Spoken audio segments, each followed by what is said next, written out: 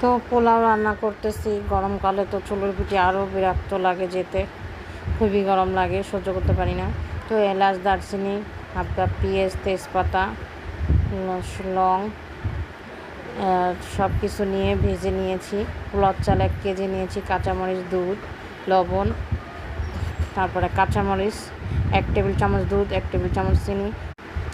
যেহেতু আমি এক হাত দিয়ে ভিডিও করি আর এক হাত দিয়ে নাড়াচাড়া করতে পারি না ঠিক মতন, তো অফ ক্যামেরা আমি সুন্দর করে ভেজে নিয়েছি। আদা রসুন হাফ চামচ করে বাটা দিয়েছি। পোলার চালটা ভেজে নিয়েছি, পাশের চুলায় পোলার চালটা ফোটায় নিয়েছি। তারপরে অফ ক্যামেরায় আমি কিন্তু সুন্দর করে পোলাও ভেজে নিয়ে তারপর পানি দিই।